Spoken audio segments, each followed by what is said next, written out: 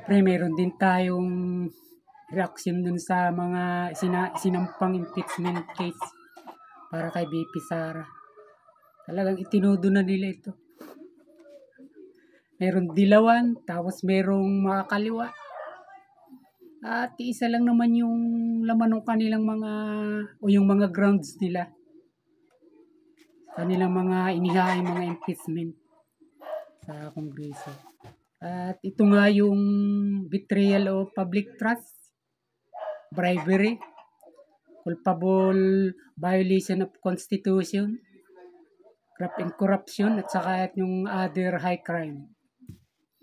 At anim yan, kaya lang hindi ko na yung isa ini-highlight gawa ng dito natuon yung pansin ko sa mga maaring akma do sa mga ikinakaso nila kay Inday Sara. Katulad nung hindi raw nito pagsasalita o pananahimik sa issue ng West Philippines. Ito ayon sa kanila betrayal of public trust. Doon daw ito umakapit. At yung pag-alis nito nung may bagyo tas pamuntang Germany, ganun din daw ito ayon sa kanila sa mga nagsampa ng kaso. Itong other high crime ay siyempre alam na natin, isa to sa mga kinopya rin nila marahil sa mga akusasyon ni Trillanes dati pa na Queen of Tokhang daw ito si BP Sara nung ito mayor pa sa Davao. At itong culpable violation of constitution na yung hindi naman ito pagpapaliwanag o tumangging linawin kung saan ginastos yung 125 million na confidential funds nito. O kumbaga kung saan ginamit. Doon daw ito, sabi nila. Doon daw sa mga kaso na ito. Doon ito akma. Mga ginagawang ito na mga paglabag ni BP Sara. Dito natin nakita nga na tagang sagad na sagad. Parang kumbaga parang may naghudyat. Sige. Attack na. Banat tayong isa, kinabukasan yung isa naman. Talagang sagad. Kung nung una, yung sa mga dilawan, 17 lang yung mga pumirma. Nung bumanat na yung, nung tumiran, umatake na yung mga kaliwa, 70. Itong pong katao, yung pumirma naman dun sa inihain nila. Pero isa lang naman yung kanilang reklamo.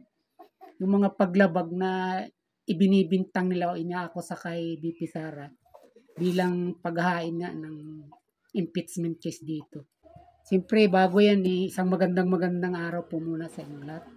Saan man kayong sulok ng Pinas naroroon, sumati ng pagpapala. Ang makatangtambay pong muli na walang ibang puhunan, dito lamang. Mga logic lang ng buhay. At pagkatapos mong mag-subscribe, panoorin mo man muna ang mayroon kay makatangtambay. Okay. At dito nga nakita natin na talagang gigil na gigil sila sa pagsasampa ng impeachment. Pero kung sa akin, ang nakita ko rito, hindi natin alam kung ito ba ay yayabong, magbubunga, na pagkaalis sa pisto ni BP Sara o baka naman pakinggan yung ipinaabot o mensahe Pangulong Bongbong Marcos na huwag nang ituloy ang impeachment dahil nga hindi naman importante si Inday Sara, BP Sara, at saka mas marami pa yung mga bagay na dapat pagbuhusan ng pansin o pagtuunan ng pansin ng mga congressman na ito isa dito sa impeachment.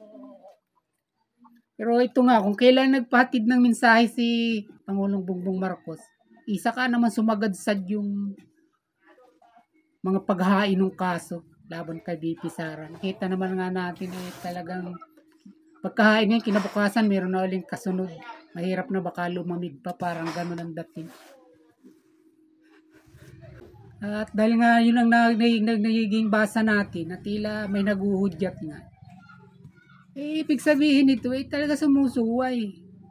Hindi sinusunod yung pakiusap ito, hindi naman ito utos sa kanila dahil siyempre ang Kongreso alam naman natin may sarili din itong power at kapangyarihan na pag gusto niya, talagang hindi rin sila pwedeng sansalain. Pero siyempre sa kalakaran naman ng politika sa atin, wala namang ginagawa yung Kongreso kung hindi naman sinasang-ayunan din o ibinubulong ng Pangulo.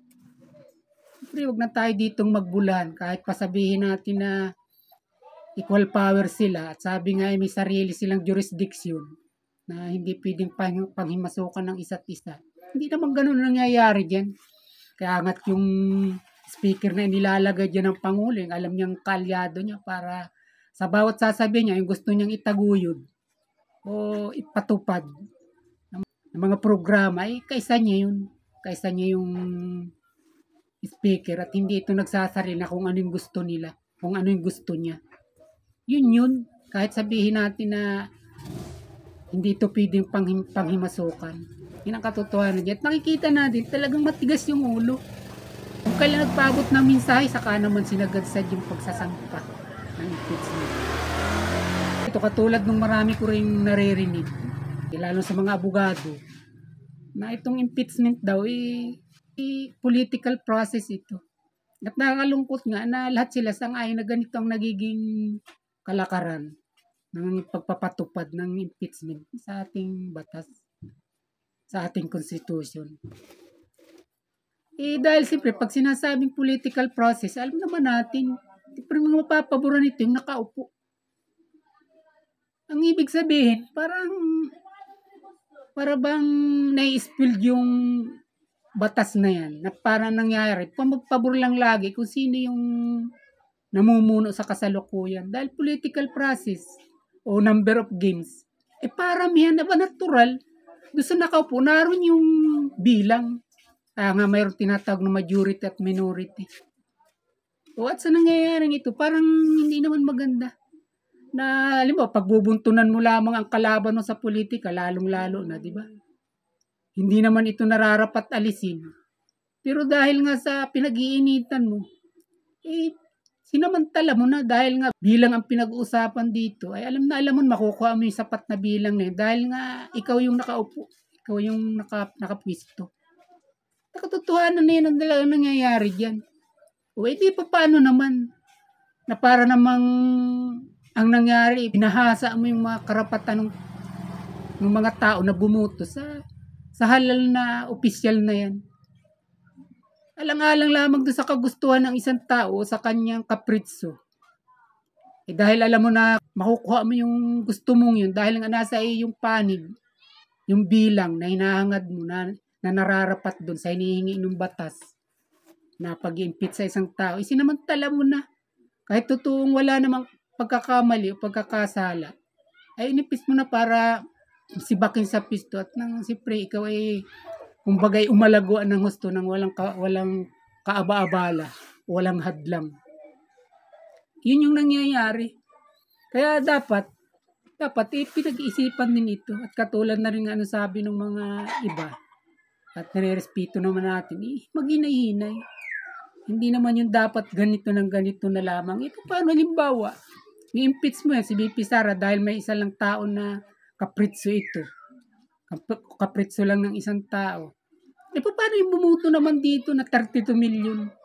Pagkatapos itong taong nagkakapritso na para alisin ito sa pisto, nag-iisa lang. O kaya may suporta man, dahil binahog lamang. O sinuhulan lamang. Ito nung sa ating opinion, wala tayo rito sinasabi na ito yung totoong nangyari. Pero nakakalungkot na ganyan yung inilalantad nila at ipinapamukha sa mga sasambayan ng Pilipinas. Sana pag-isipan din nila na ang impeachment ginagamit lang sa mga karapat-dapat na mga pagkakataon at sa mga karapat-dapat na taong dapat napaparusahan ng batas na ito.